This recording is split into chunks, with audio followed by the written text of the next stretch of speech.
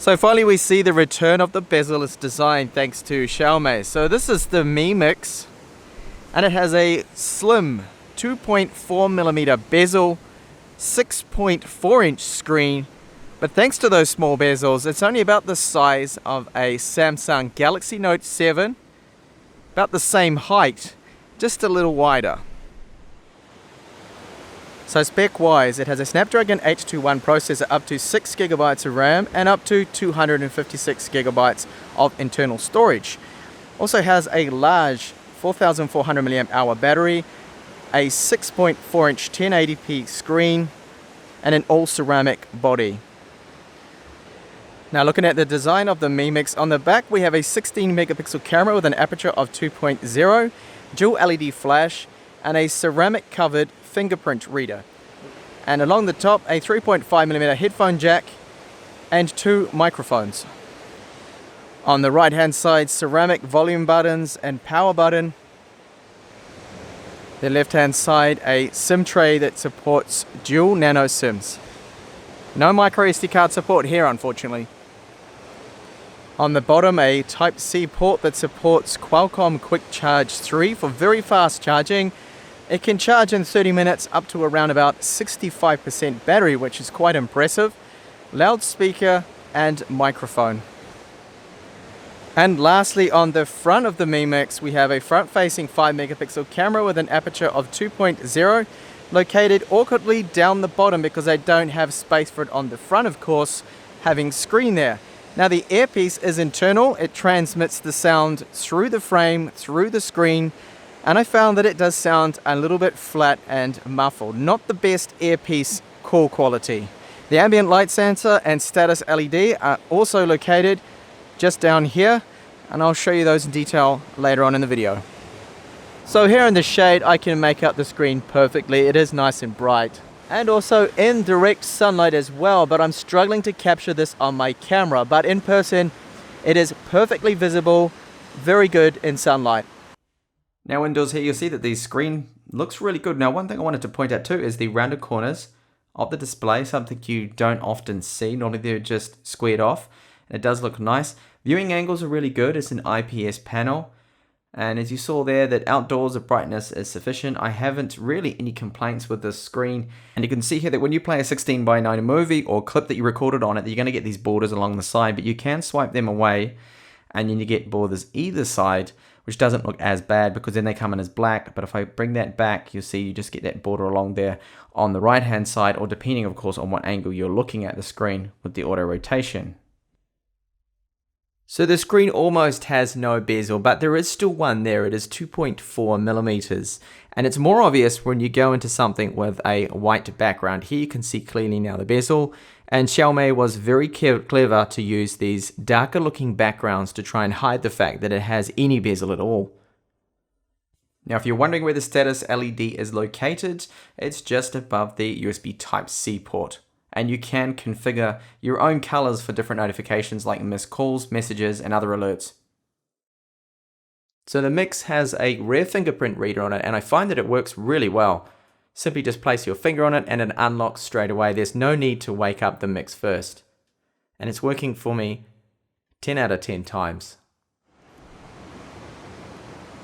So the build of it is top notch. This thing just screams premium. The fit finish, perfect. The way the edges meet up, I cannot fault this design. It is absolutely a beauty to behold and just looks stunning.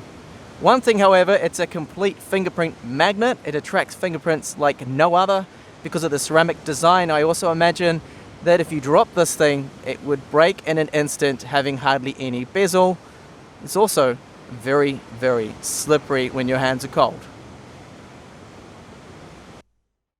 So the UI is MIUI 8.0.8 is the version that shipped out. And now that is Xiaomi's own skin that is based on Android 6.0.1. Now in general, I found that the performance of it is quick and snappy when multitasking and swapping between applications. However, now and then I have noticed that sometimes there is a little bit of stutter, especially when exiting out of games. And I think it's related to the on-screen buttons there, so there could be a few firmware updates that are needed in order to fix that.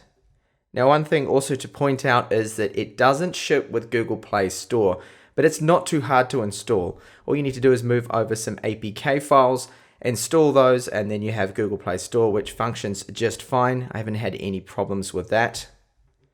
And on first boot, you get a lot of Chinese bloat. And just to point out also that at the time of this review, there is no global ROM, so it only comes in Chinese and English. Alright, so battery life, I'm finding to be really quite good here on the Mi Mix. So it does have a 4400 mAh battery, which is rather large, not as large as the Mi Max. So screen on time, 7 hours, 17 minutes. I still have 20% battery life left. Just quickly show you the history here. So 8 hours and 8 minutes that it's been on with some, well, the wireless on the whole time and some quite, I would say, heavy use, because I'll just show you the applications I've been running. So I've done some gaming here. And it's 1 hour 30 minutes, Modern Combat 5, 1 hour 20 minutes, Chrome for 40 minutes, YouTube 30 minutes, and Clash of Clans and other things there. So quite heavy use. With my standard kind of use that I would normally have, I would be able to make at least 2.5 days on this. I do find the battery is really quite good. So with an ample 4 to 6 gigabytes of RAM, a Snapdragon 821 and UFS 2.0 storage, performance is really good. Here's some synthetic benchmarks here. So this is Geekbench 4. And the internal storage speeds, 407 megabytes per second reads, and 172 writes is really quite quick. Now notice that the wireless performance, reception, very good. And also very decent speeds out of my router. That was on the same level. And then downstairs, of course, the signal does drop down a little, but it still managed to get very decent speeds, almost exactly the same. And 4G speeds as well when I was out down in town. Again, very good. And the GPS works without fault, gets locked really quick, and retains that when I was driving around town without any problems. And finally, the Antutu 6.2.1 score. A very decent score there of 152,000. Audio quality, I find that the 3.5mm headphone jack outputs very nice clean audio. There's no static on it. It does lack a little bit of volume. I would like it personally to be a tiny bit louder so you can drive a very large headset. And we have a loudspeaker down here on the bottom, microphone here, and the earpiece is missing, of course, because the screen is there. So what happens with the earpiece is it actually transmits the sound internally through the screen, through the ceramic housing. So calls, listening to them, it doesn't sound as good, the person on the other end, as it would in another mobile with a normal traditional earpiece, which is an actual speaker there. So it has what I would call like a flat sound to it and almost like a bit of vibration. It is loud, you can up the volume, but not as loud as other earpieces on other phones. So let's have a listen to how this speaker sounds.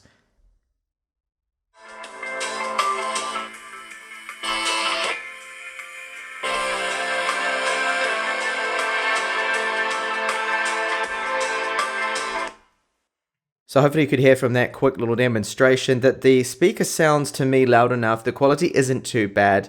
I'd rate that as a decent speaker. It's not as good as front-facing stereo setups, however. So included in the box is a case. Now this is made out of leather. The inside of it has a suede-like material and it covers up the Mix completely apart from the bottom is exposed. And here we have cutouts for the 3.5mm headphone jack and microphones and protection for the camera. I really do recommend using this since the Mix is such a slippery mobile phone. Now what about gaming on it? Well, due to the bezel-less display, bright screen and very vibrant colors it has, games just pop out and they are super immersive. I really do like gaming on this device. However, it's not flawless. I have noticed that there's a few tiny little millisecond stutters here and there, and you'll see more of that in my gaming review. There should be a little eye popping up now in the top right hand corner if you're interested in seeing more on gaming on the Mi Mix.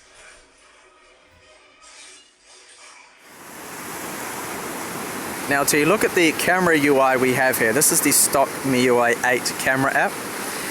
I'm in video mode at the moment, so we can shoot slow-mo and time-lapse and up to 4K video. Now in the camera mode, you see we don't have as much of a crop. And the viewfinder has a little bit of lag there, you can see. That's not because I'm recording, that's actually happening without capturing the screen. Now I'm in manual mode at the moment. We have focus control, white balance, exposure time, and ISO. The other modes are your standard there. And we also have some filters. So the shutter rate in good lighting conditions is pretty much instantaneous. In low light, it's a little slower there. So let's have a look at some video samples shot on both the front and rear cameras, as well as photos in good and low light conditions. So the front facing sensor is 5 megapixels with an aperture of 2.0. And the location of it's a little awkward. It's right on the chin and right up against the edge of the mobile, so you have to be very careful in landscape right now shooting video not to cover it like I just did then. Now the quality isn't too bad. It does shoot up to 1080p video, but in low light conditions, so poorly lit environments, the frame rate does drop below 30 frames per second and become quite choppy. Now this is something I've experienced on literally most Xiaomi mobiles, and I really think it's time they addressed it. So on the rear camera you can shoot up to 4K, which is what this sample here is, and you've got the same 2.0 aperture on the rear. Now the focus does have problems now and then. You'll see that it does actually go in and out often, struggling to get locked sometimes. But you can enable tap to focus mode, which is probably advisable since it does struggle here, so then you control the focus yourself.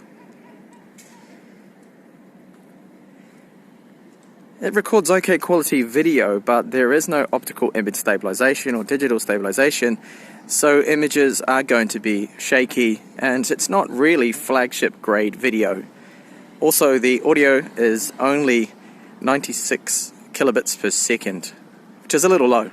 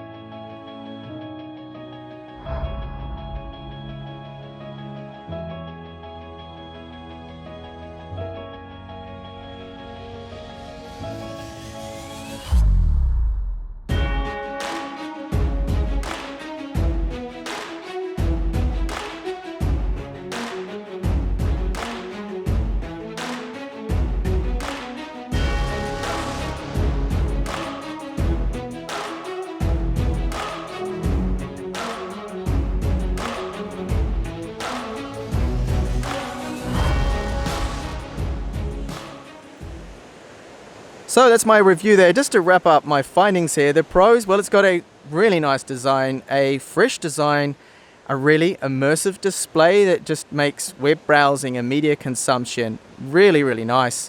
And it's slippery, yes. Also, my biggest complaint is the camera just isn't flagship grade camera on this that they put on there. Yet again, Xiaomi have passed on the camera. They just have not even really focused too much on it, which is a real shame because it lets down the whole device. There's also some issues like the call quality sounds quite flat on there due to that internal speaker. Now they couldn't really overcome that, so I guess I can excuse that. There's also some stutters in the UI. I think it's to do with the on-screen buttons and they need some more optimization.